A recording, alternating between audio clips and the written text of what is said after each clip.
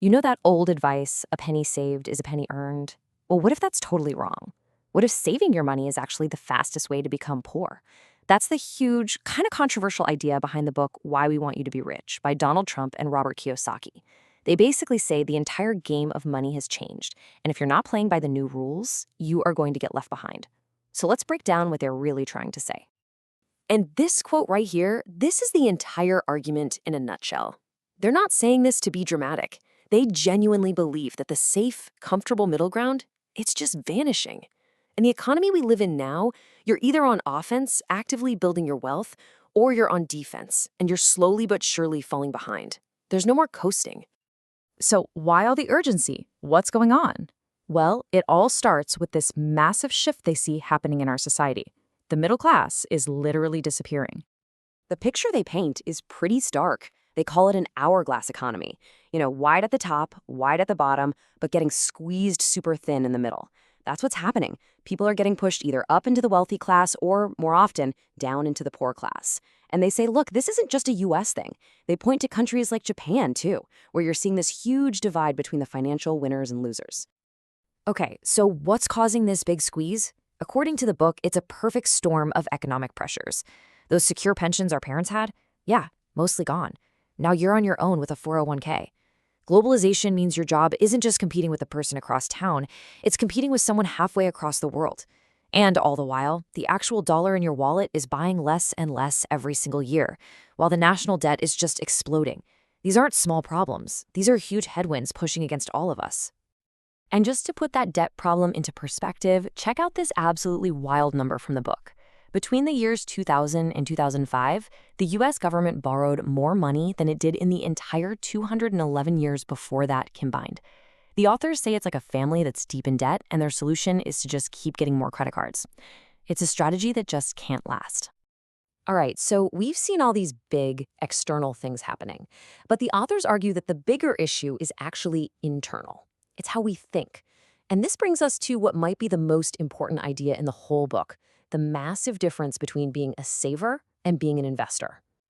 They pinpoint a single year, 1971, as the moment the rulebook for money was thrown out the window. That's the year the US dollar was officially taken off the gold standard. Before that, your dollar was backed by a real asset. After that, it became, well, just paper, a currency that could be printed whenever. And in that moment, the smart, prudent people who saved their money, they started losing, because inflation was eating away at their savings every single day. This chart really lays it all out. It shows the two completely different paths you could take in this new world. On the left, you've got the saver's mindset, which is based on old, outdated rules. They work super hard for every dollar. They think all debt is evil. They're playing not to lose. But the investor on the right, they're playing a totally different game. They have their money work hard for them. They see debt as a tool, as leverage. They're not trying to live below their means. They're trying to expand their means. It's a complete flip in thinking. So if saving is a losing game, then how do you actually win? Well, that's where we get into the investor's playbook. The absolute cornerstone of this playbook is one word: leverage. It's the simple idea of doing more with less. Now, most people think of leverage as just using other people's money, taking out a loan to buy a property. And that's part of it.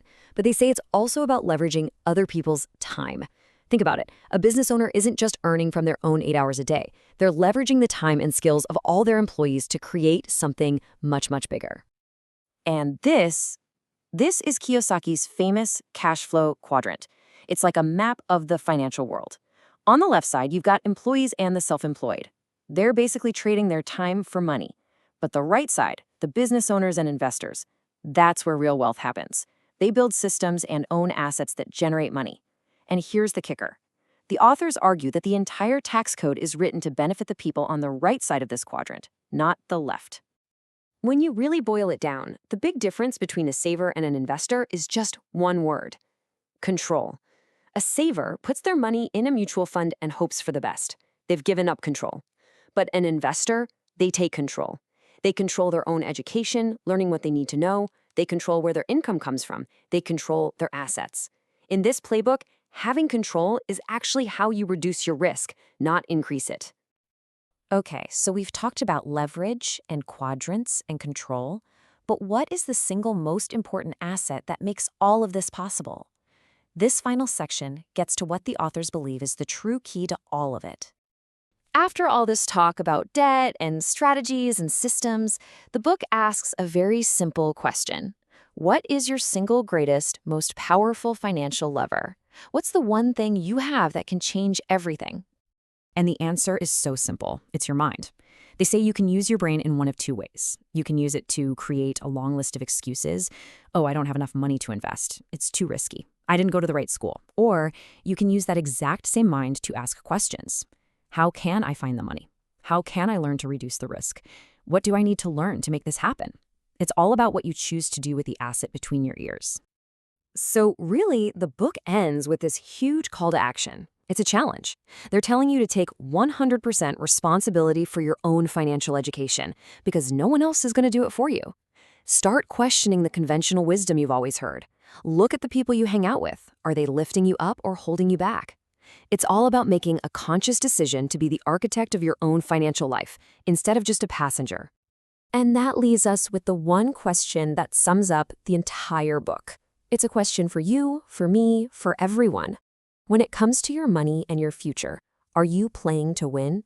Are you actively looking for opportunities and taking calculated risks? Or are you just playing not to lose? Are you so afraid of making a mistake that you're just trying to protect what you have? According to Trump and Kiyosaki, the answer to that one question will decide exactly where you end up in this new hourglass economy.